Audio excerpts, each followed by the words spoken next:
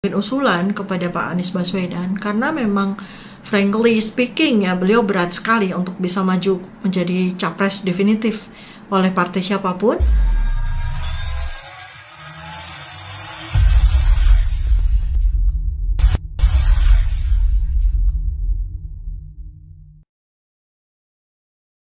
Bicara tentang potensi Pak Anies Baswedan untuk bisa maju ke presidensi 2024 ya. Saat ini kan kita tahu kalau beliau ini sudah tidak lagi menjabat sebagai gubernur DKI Jakarta. Itu juga membawa tantangan tersendiri ya, karena kan sudah nggak ada fasilitas lagi. Artinya saat ini tuh beliau karena sudah dideklarasikan oleh Partai Nasdem ya, artinya memang beliau juga sudah punya niat yang kuat untuk bisa maju kepada presiden 2024 kan. Ketika sudah tidak punya fasilitas apapun, berarti beliau saat ini sudah berdiri di atas kaki sendiri nih dengan dukungan satu partai kecil, yaitu Partai Nasdem. Bagaimana kalkulasi kekuatannya ya, tentu saja masih sangat-sangat minor ya, masih sangat-sangat kecil gitu ya, karena Nasdem itu kan bukan partai besar. Dan sudah dari sejak awal ketika ada wacana untuk mengusung Pak Anies Baswedan ini sebagai kandidat capres 2024 oleh Partai Nasdem, kan memang ada ada koalisi kan dengan Nasdem, kemudian pembicaraannya waktu itu dengan Demokrat dan dengan PKS. Diharapkan dengan ketiga partai ini bergabung menjadi satu, maka kekuatan Anies Baswedan itu menjadi jauh lebih kuat. Tanpa dinyana ternyata kan udah duluan nih ya beliau mendeklarasikan sebagai capres itu hanya dengan satu partai saja, yaitu Nasdem, dan PKS serta Demokrat ternyata ditinggalkan ya. Risikonya ya tentu saja sepertinya ya PKS dengan Demokrat mungkin akan berpikir ulang ya untuk ikut mendeklarasikan Pak Anies Baswedan ini sebagai calon presidennya mereka. Tambah-tambahnya juga kalau lihat kita dari satu bulan ini, dari bulan Oktober ke bulan November, sepertinya PKS dan Demokrat memilih untuk melakukan penghitungan atau kalkulasi ulang. Ya. Kemudian saat ini setelah beliau udah tidak lagi menjabat sebagai Gubernur DKI Jakarta, kita lihat, kita bisa menyaksikan kesibukan ataupun kegiatan-kegiatan beliau itu apa pasca jadi gubernur ya, udah jadi pensiunan gubernur ya. Kalau kita lihat dari sosial medianya beliau ya, di Instagram ya, sepertinya beliau lagi menikmati masa-masa pensiun ini dengan bercengkerama bersama keluarga, kemudian juga bermain bersama binatang-binatang peliharanya di rumah ya. Tapi kemudian sepertinya beliau udah mulai ngegas ini ya untuk menampilkan diri sebagai capres yang pantas ya. Ya beliau ya feel free aja ya, karena nggak ada peraturan yang mengikat, ya udah jadi orang bebas pergi kemana-mana untuk mulai mengkonsolidasikan dan menghitung dukungan ya. Dengan ya ada bepergian ke beberapa tempat, kemudian akhirnya ini juga ke Solo, kemudian ke Jogja ya, kemudian ke Medan waktu itu sebelumnya, yaitu adalah cara beliau untuk mengkampanyekan dirinya sendiri ya, untuk bisa dilirik oleh warga setempat. Kemudian beberapa waktu yang lalu beliau juga menjadi pembicara di perhelatan G20 ya, beliau bicara di B20-nya ya, pertemuan bisnis tuh, selaku mantan Gubernur DKI Jakarta. Beliau sepertinya juga diminta untuk memberikan semacam pengalaman ya, sharing pengalaman tentang bagaimana menjadi gubernur pada waktu itu, dan kemudian beberapa opini-opini beliau terkait dengan situasi global ya. Nah, saya ingin memberikan semacam overview juga, barangkali juga mungkin usulan kepada Pak Anies Baswedan, karena memang frankly speaking ya beliau berat sekali untuk bisa maju menjadi capres definitif oleh partai siapapun. Kenapa? Karena beliau satu tuh bukan anggota partai apapun. Beliau juga bukan ketua partai apapun. Ini berat. Karena calon-calon yang lain kan memang diasuh oleh partai. Kalau bahasanya Bu Mega itu kan masing-masing calon-calon kandidat presiden ini kan selain anggota partai juga kan petugas partai ya. Nah di sisi ini Pak Anies nggak punya kans ya, karena beliau bukan petugas partai apapun, beliau tidak memiliki partai apapun. Beda kan sama Mas AHY nih, Mas Agus. Beliau adalah pewaris dari Partai Demokrat ya, walaupun Partai Demokrat sekarang sudah jadi partai kecil juga, tapi kan beliau notabene adalah ketua partai, artinya itu selangkah lebih maju dibanding dengan Pak Anies yang nggak punya partai apapun dan tidak menjadi anggota partai apapun. Berikutnya beliau juga bukan kader suatu partai besar, beliau tidak terafiliasi dengan partai-partai besar ya, PDIP, Gerindra, Golkar gitu kan, sama sekali tidak terafiliasi dengan partai-partai besar apapun. Dan tampak-tampaknya juga kan partai-partai besar itu udah punya jagoannya sendiri-sendiri ya. Partai Golkar sudah mengajukan tentu saja tuh pasti ketua umum partainya ya, Pak Erlangga. PDIP ya sepertinya juga lagi berpikir untuk mengajukan Mbak Puan Maharani ini sebagai calon dari PDIP. Kemudian Gerindra sudah pasti sekitar 98% gitu ya akan mengajukan ketua umumnya yaitu Pak Prabowo Subianto kan begitu. Nah ini yang partai-partai kecil ini kan yang masih mikir sana mikir sini, dan pasti mereka akan bergabung di dalam koalisi ya. Koalisi ada PKS, Demokrat, kemudian ada PAN ya, partai-partai Perindo, apapun itu yang masuk threshold 20% itu pasti akan bergabung mereka untuk setidak-tidaknya itu bidding mereka kan ke Wapres atau mungkin mengkonsolidasikan dukungan mereka kepada salah satu calon dari partai yang kuat, dan kemudian mereka berharap dapatkan 1 atau 2 menteri kan begitu ya. Itu kan ya seperti yang selama ini terjadi di Indonesia. Bagaimana nih sekali lagi nih dengan Pak Anies Baswedan ya, karena beliau nggak punya partai, beliau juga bukan anggota partai, bukan kader dari partai ya, kemungkinan menjadi kecil ini kan.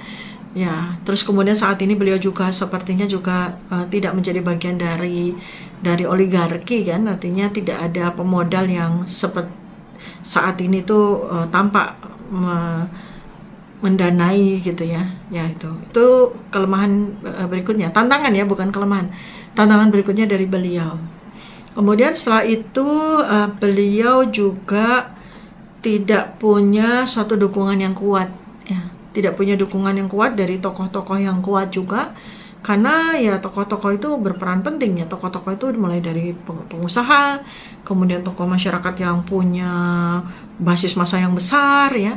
Ada beberapa waktu yang lalu itu beliau sowan atau berkunjung ke Habib Rizik Syihab ya, dan pada saat itu HRS tidak menunjukkan suatu dukungannya definitif ya, apakah beliau memang menginginkan Pak Anies Baswedan itu menjadi capres ya, didukung secara definitif.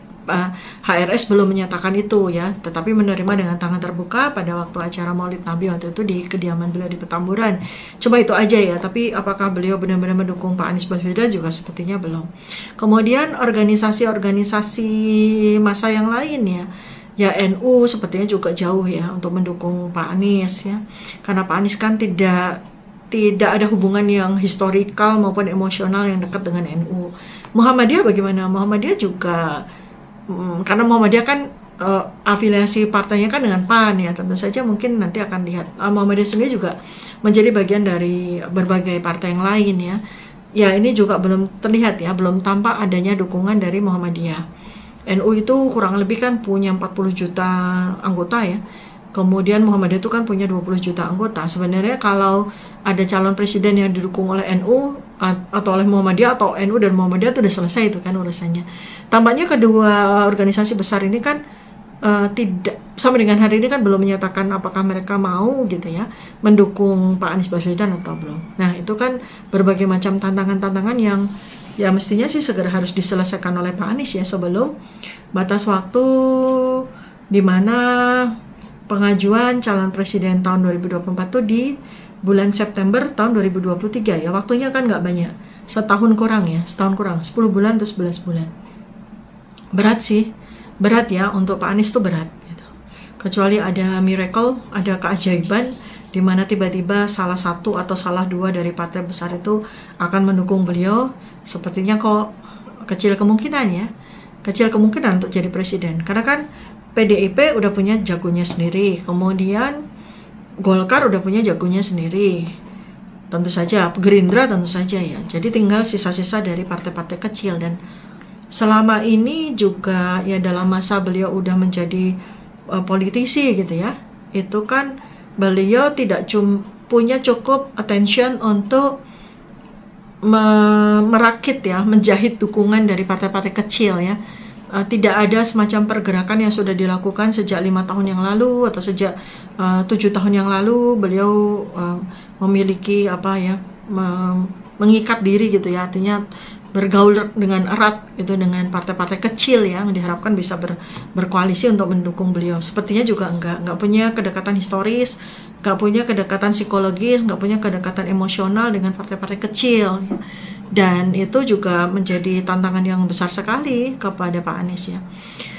Kalau presidensi Indonesia kan mau tidak mau kita mesti bicara tentang partai ya, nggak bisa enggak, itu karena memang sudah jadi semacam genetika ya dari Republik ini, dari negara Indonesia ini. Semua calon presiden yang berlaga ya, setidaknya sejak era reformasi tahun 1998 ketika Presiden Soeharto sudah meletakkan jabatan sebagai presiden, habis itu diganti Pak Habibie dan seterusnya, itu kan keberadaan partai sebagai pengusung calon presiden itu kan menjadi sangat-sangat prominent gitu ya, sangat-sangat menentukan dan sudah menjadi suatu kelembagaan tersendiri, walaupun pemilihan presiden itu berlangsung secara langsung ya, tidak oleh MPR seperti waktu era sebelum Presiden Megawati ya, sampai terakhir Presiden Megawati itu. Nah sekarang kan benar-benar pemilihan itu terbuka, dilakukan oleh masyarakat, dan soko gurunya kekuatannya adalah partai-partai yang kemudian bisa mendriving, bisa mengkonsolidasikan suara-suara rakyat di bawah untuk memilih siapa yang dijagokan oleh partai. Sekali lagi di sini ya, kita pendukung Pak Anies Baswedan ya harus sadar pada kenyataan ya, betapa tantangan Pak Anies ini besar sekali gitu. Pak Anies tuh sekarang kan yang mendukung praktis adalah rakyat yang menyukai beliau, rakyat yang mengagumi beliau, rakyat yang menjadi pendukungnya beliau. Tetapi rakyat yang dimaksud ini adalah rakyat yang sangat cair ya, rakyat yang belum terlalu jelas loyalitasnya, rakyat yang juga belum terlalu jelas kedekatan psikologis, emosional, historisnya kepada Pak Anies Baswedan. Dan ini menjadi susah sekali untuk dipegang, karena kalau rakyat yang kita bicara atas nama dalam konteks rakyat itu rakyat yang menjadi representasi dari kekuatan dari partai. Nah itu jelas ada historinya, ada emosionalnya, ada psikologinya. Nah kalau ke Pak Anies ini kan rakyat ya, sebagian rakyat yang sekarang ini kalau kita lihat dari jendela sosial media tuh, wah sepertinya dielu-elukan itu, tetapi itu kan rakyat yang cair, rakyat yang tidak punya lem perekat ya. Jadi benar-benar rakyat jalanan gitu loh, rakyat cair yang kita tidak tahu bagaimana mereka nanti bisa menghela diri menjadi suatu kekuatan yang besar yang kemudian akan memilih Pak Anies Baswedan sampai pada tanggal 14 Februari 2024 nanti ya. Kok tampaknya agak-agak susah itu dipegang ya. Sekarang ini dukungan Pak Anies Baswedan, dukungannya karena ini adalah rakyat yang secara rakyat yang memang anti Jokowi gitu ya, anti presiden, anti rezim. Itulah rakyat yang mendekat kepada Anies Baswedan. Dan berikutnya adalah profilingnya adalah rakyat yang dulunya itu mendukung Pak Prabowo Subianto pada saat pertarungan tahun 2014 dan tahun 2019. Dan mereka ini sekarang, sebagian dari mereka kita nggak ngerti itu sebagian besar atau sebagian sedang atau sebagian kecil, itu mengalihkan dukungan kepada Pak Anies Baswedan. Ya, masalahnya kan rakyat yang dimaksud ini kan rakyat yang cair ya. Artinya dukungan kepada Pak Prabowo itu juga bukan dukungan yang historis ya, dukungan ahistoris ya, karena waktu itu rakyat ini adalah rakyat yang tidak suka dengan Jokowi, rakyat yang ingin mencari alternatif Jokowi ya, terutama di 2019, dan akhirnya pilihan ya satu-satunya pilihan adalah Prabowo waktu itu, Pak Prabowo waktu itu kan gitu.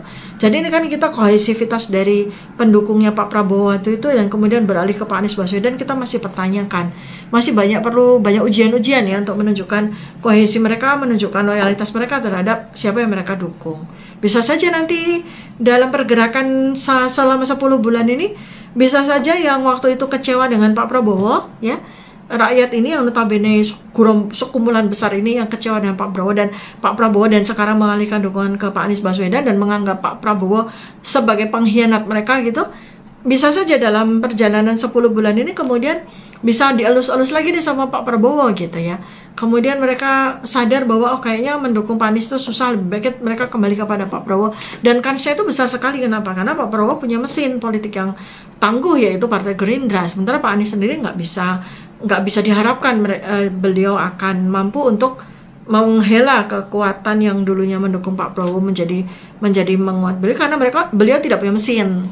Beliau tidak punya mesin ya untuk merekatkan para pendukung ini ya. Bisa saja nanti dalam beberapa bulan kalau Pak Prabowo ini udah jalan kampanyenya, udah jalan pendekatannya kepada konstituennya, bisa membujuk lagi konstituennya untuk ayo milih saya lagi deh karena saya sekarang udah berubah dan sebagainya gitu, menjadi calon presiden yang menjanjikan.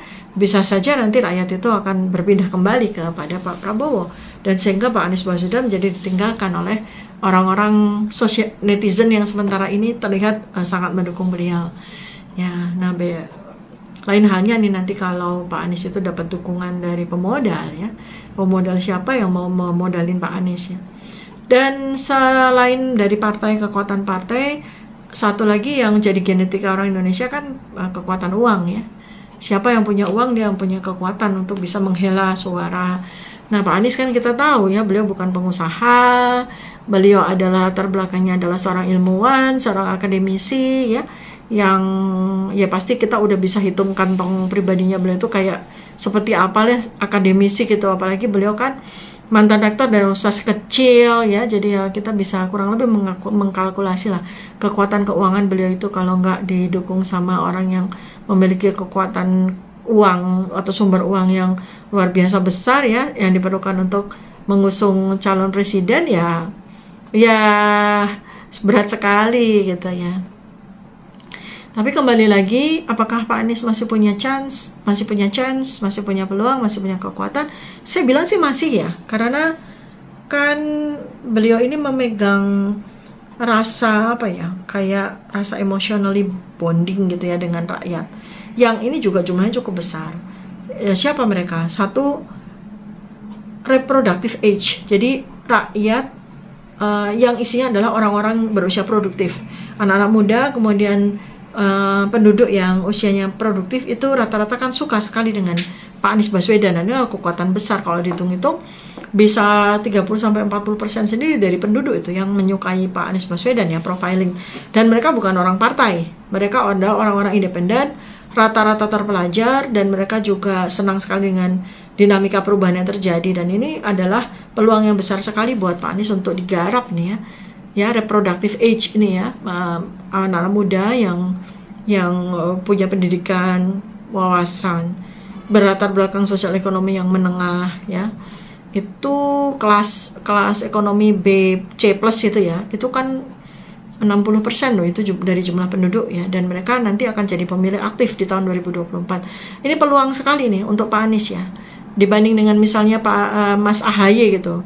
Karena Mas AHY itu kan ya karena belum punya prestasi yang bisa dipertontonkan, bisa menjadi inspirasi buat anak-anak, buat penduduk reproductive age ya, peluang lebih besar pada Pak Anies ya, karena Pak Anies kan udah lama sekali menjadi inspirator banyak anak-anak muda yang sekarang udah jadi anak-anak yang dewasa ini kan, melalui dulu tuh beliau ketika selesai PhD itu kan pulang ke Indonesia, kemudian menggagas suatu gagasan yang wow sekali waktu itu ya, namanya Indonesia Mengajar, dan itu yang membesarkan nama beliau. Kemudian setelah itu beliau pindah ke politik ya, setelah menjadi akademis, kemudian beliau pindah ke politik itu. Nah, orang-orang yang sudah terinspirasi, anak-anak muda yang sudah terinspirasi, sekarang kan udah jadi anak-anak dewasa, dan mereka proporsi pemilih terbesar di Indonesia, karena mereka penduduk terbesar di Indonesia kan, anak-anak orang-orang yang berusia reproduktif. Dan ini adalah celah yang besar sekali untuk bisa diambil alih ya suara ini kepada Pak Anies Baswedan dibandingkan dengan calon-calon yang lain ya, seperti Pak Prabowo Subianto. Berat untuk bisa jadi inspirasi buat anak-anak muda ini ya, reproductive age. Pak Erlangga bisa ya, tapi nggak terlalu deket ya, karena Pak Erlangga juga kayaknya nggak terlalu selama ini tuh bagaimana mendekati reproductive age ini juga kan tidak terlalu terlihat. Beda ya sama Pak Sandiaga Uno ya. Nah, Pak Sandiaga Uno kan kuat sekali itu rekatannya ya, daya rekatnya dengan anak-anak dengan reproductive age gitu, dan beliau bisa menjadi suatu inspirator yang unggul ya, karena reproductive age itu kan senang banget dengan isu pebisnis ya, tajir gitu kan, sukses jelas gitu. Pak Sandiaga kan sebagai profil pebisnis muda itu kan nggak punya celah ya, nggak punya cacat kan, dan makanya itu juga yang kekuatan besar dari Pak Sandi yang waktu itu ketika maju jadi calon wakil gubernur juga menyumbang peran yang sangat besar, ketika maju menjadi capresnya Pak Prabowo juga menyumbang peran yang sangat besar karena profilingnya beliau yang sangat kuat. Nah, di sini kan kalau mau bertanding ya Pak Anies kalah ya sama Pak Sandi gitu. Pak Anies kan tidak banyak orang yang terinspirasi jadi akademisi gitu, tidak banyak orang yang terinspirasi jadi ilmuwan gitu kan, tetapi banyak sekali reproductive age yang terinspirasi dengan pebisnis muda yang cemerlang, yang sukses kan gitu ya. Itu kan makanya nih celah ini kan ada Pak Erick Thohir ya kan gitu, jadi ada Pak Erick Thohir yang jadi companion dari Pak Sandiaga Uno nih. Nah, di sini ya Pak Anies kalah nih bertarung sama mereka kalau dilihat dari sisi profiling. Ya, jadi PR-nya Pak Anies Baswedan besar sekali. Apakah PR itu bisa diselesaikan selama 11 bulan ini? Kok saya agak meragukan. Jadi sebenarnya nih usul saya ke Pak Anies Baswedan ya.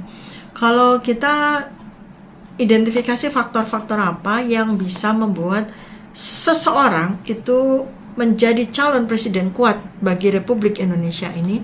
Pertama, dia harus punya partai, atau dia adalah kader partai yang loyal. Ya, loyalitasnya teruji. Tidak jadi kutu loncat ya, dia dari sejak awal masuk ke partai itu dan kemudian dia terus loyal kepada partai itu dan mendharma baktikan dirinya kepada partai itu gitu kan. Jadi loyalitas itu kan perlu diuji. Apalagi kalau partai-partai besar kan pasti calon-calon presidennya nggak cuma satu kan, kader-kadernya tuh banyak yang bagus gitu. Jadi antara kader dari suatu partai besar itu kan juga bertarung. Nah, contoh aja yang paling jelas PDIP nih kan punya 2 kandidat kan sekarang kan, Pak Ganjar Pranowo dengan Bu Puan Maharani gitu ya, sama-sama kader, sama-sama loyalis ya. Nah, ini kan tergantung dari Ketua Umum Bu Megawati ini mau memilih siapa gitu. Kalau kita lihat ya sepertinya Bu Mega itu sedang berjuang sangat keras untuk mendorong putrinya untuk menjadi calon presiden. Dan kalau kita bicara dukungan PDIP ya di atas kertas ya, kalau tidak ada dukungan dari Ketua Umum kepada Pak Ganjar ya Pak Ganjar juga kansnya juga menjadi kecil ya. Itu juga lihat dari bagaimana pergerakan dari arah dukungan dari Bu Mega ya. Nah, balik lagi ke Pak Anies. Nah, Pak Anies kan nggak punya partai apapun, sehingga kalau mau bertarung 2 tahun lagi ya, 2 tahun kurang lagi tuh berat ya, karena tidak sejauh-jauh hari gitu loh. Beliau itu berafiliasi atau menjadi anggota dari satu partai besar itu kan harusnya kan itu dilakukan sama Pak Anies dari sejak dulu kala, dari sejak 10 tahun yang lalu bahkan, bukan dari sekarang-sekarang ya.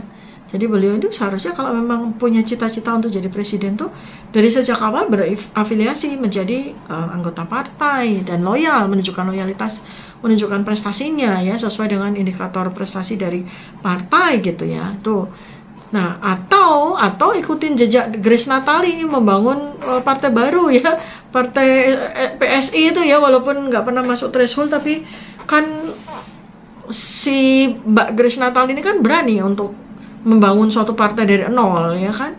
Kenapa Pak Anies nggak melakukan itu dari dulu ya? Sekarang kan ada juga partai Gelora yang didirikan oleh mantan anggota PKS waktu itu ya, Pak Anies Mata ya. Itu kan juga menjadi mesinnya Pak Anies Mata nih untuk maju entah menjadi apa gitu kan ya. Kemudian ada beberapa partai Perindo misalnya yang didirikan oleh Pak Haritanu misalnya gitu ya. Nah, kenapa Pak Anies Baswedan ini nggak membentuk itu dari jauh-jauh hari? Kalau saya rasa beliau sanggup loh ya. Nah, memang kembali ke modalnya gitu kan. Itu yang berat kan di Pak Anies ini. Jadi, tapi sekarang ini menjadi presiden itu kan nggak cuma tahun 2024 ya. Masih ada tahun 2029. Usia Pak Anies waktu tahun 2029 itu kan Berarti tuh 50-60 tahun ya, kayaknya masih pantas lah untuk maju jadi calon presiden ya, 60 tahun. Atau kalau enggak tahun 2034 ya, beliau masih berusia 65 tahun. Masih pantas lah. Atau sampai 2039 sih usia beliau ya, mudah-mudahan panjang umur. Kan masih 69, masih 70. Jadi setara dengan usia Pak Prabowo sekarang gitu ya. Jadi artinya sih masih ada 3 kali kesempatan kok beliau. Apalagi kalau kita lihat dari presiden-presiden kepala negara di negara yang lain ya. Joe Biden kan akhirnya jadi presiden kan di usia 78 tahun loh. Ya, masih artinya kesempatan Pak Anies untuk mulai dari sekarang itu membangun partai baru atau masuk kepada partai yang besar, dan kemudian selama kurun waktu 5 tahun itu membangun citra diri menjadi kader partai yang loyal misalnya, atau membangun diri menjadi atau membangun partai yang baru yang kuat misalnya, mencari pemodal, mencari dukungan rakyat bukan untuk menjadi presiden tapi untuk membangun partai yang nanti akan jadi mesin, yang akan jadi kendaraan untuk maju di tahun 2029 atau 2034. Itu masih sangat mungkin ya. Dan berikutnya lagi juga membangun modal ya, artinya mungkin beliau bisa switch jadi kayak Pak Prabowo waktu tahun 98 itu ya, ketika beliau sudah karir sebagai militer ya, sebagai jenderal waktu itu udah selesai, lalu beliau switch kan untuk kemudian jadi pengusaha kan Pak Prabowo ya. Jadi jenderal udah selesai, karir sebagai militer ya, sebagai tentara itu udah selesai, beliau kemudian switch jadi pengusaha ya. Ya karena memang ada backgroundnya sih, beliau kan putra dari seorang pegawai ekonomi yang kaya raya ya, pastinya sih ada. Tapi kan tidak tertutup kemungkinan Pak Anies Baswedan bisa memulai karir barunya sebagai pebisnis ya. Apalagi beliau kan ada keturunan Arabnya ya, kan pasti dekat, banyak hubungan dengan syekh-syekh, dengan orang-orang kaya dari Timur Tengah gitu ya, bisa dibangun mulai dari sekarang itu. Pak Prabowo yang tidak punya darah Arab aja, waktu itu beliau kan menjadi pebisnis juga kan didukung oleh sahabat-sahabat beliau kan yang berasal dari negara-negara Timur Tengah gitu. Nah, kenapa enggak Pak Anies dari sekarang gitu ya? Itu sebab lebih menjamin orang untuk bisa maju ke presidensi kalau dia punya latar belakang dua nih, sebagai politisi ya, sebagai politikus atau sebagai pengusaha. Tapi kalau latar belakangnya akademisi kayaknya berat deh gitu ya. Jarang kan ya kepala negara atau presiden dari mana ya yang latar belakangnya adalah seorang akademisi gitu kan, jarang ya. Jadi di Indonesia apalagi kan cuma Pak Habibie kan ya. Tapi Pak Habibie itu kan politikus karena udah lama sekali jadi menterinya Pak Harto ya. Jadi beliau bukan hanya sekadar teknokrat, beliau bukan sekedar akademisi ya, tetapi beliau adalah seorang politisi gitu. Dan Pak Habibie kan mendapatkan limpahan presiden, bukan berjuang untuk menjadi presiden melalui pemilihan presiden kan gitu. Jadi emang nggak bisa dijadikan sebagai suatu model Pak Habibie itu. Nah yang lain-lain kan bukan ya. Jadi Gus Dur juga tokoh masyarakat, ketua organisasi masyarakat yang sangat besar. Ibu Megawati adalah ketua partai ya, pendiri partai PDI Perjuangan. Kemudian Pak SBY adalah pendiri partai, ketua partai Demokrat yang waktu itu besar ya. Kan itu ya, Pak Jokowi itu adalah kader partai dari PDIP ya. Jadi kalau saya sih, kalau hitung-hitungan ya secara objektif, mendingan dari sekarang Pak Anies membangun diri, mempersiapkan diri, mengkonsolidasikan diri segala kekuatan untuk satu, pilihannya adalah bergabung dalam satu partai besar dan membangun karir, nama besar, dan memberikan prestasi, kontribusi kepada partai besar ini, atau mulai dari sekarang membangun partai ya, yang sama seperti misalnya Pak SBY atau Pak Prabowo kan membangun dari nol ya, dan nyatanya bisa menjadi besar. Kemudian yang kedua, banting setir ya, switch jadi pengusaha ya, atau jadi politikus itu gitu loh. Itu sih yang cara paling praktis ya dari saya, amatan saya kepada Pak Anies Baswedan. Dan resep ini sebetulnya just plan sih untuk siapapun juga yang kepengen maju jadi presiden di Indonesia tuh, paling nggak tuh sampai 3 kali lagi lah, 2024, 2029, 2034 tuh masih rumus atau apa ya, atau formula just plan-nya ya begitu ya. masuk ke partai, jadilah kader yang loyal, atau membangun partai baru dan bangun dengan besar, lalu punya resources ya, punya sumber daya keuangan yang kuat. Apakah kemudian switch jadi pengusaha atau jadi seorang politikus dari partai yang dibangun dan partai itu menjadi kaya seperti Pak SBY dan Pak Prabowo gitu ya. Jadi itu sih Pak Anies ya, kembali lagi dengan tidak mengurangi semangat dan optimisme Pak Anies Baswedan beserta dengan para pendukungnya sekarang ya. Kita kan sekarang ini ya harus bersandar kepada realitas gitu ya, pada kenyataan. Saya sangat menghormati Pak Anies Baswedan dan sangat perhatian ya, karena teman baik, dan saya pasti mendukung seorang teman, seorang orang baik ya, yang ingin membangun negeri ini, yang ingin melakukan perubahan bagi negeri ini. Tetapi niat itu harus dilandasi dengan ikhtiar-ikhtiar yang sepadan, dengan kalkulasi sumber daya yang setara, dan dengan mitigasi risiko yang selayaknya gitu, sehingga usahanya itu komprehensif dan memberikan hasil yang paripurna ya. Jadi go ahead Pak Anies, konkret ya, maksudnya maju terus gitu, semangat Pak Anies untuk bisa maju ke presidensial di tahun 2024, dan buat suatu langkah raksasa untuk bisa maju ke presidensi tahun 2029. Waktunya tidak banyak.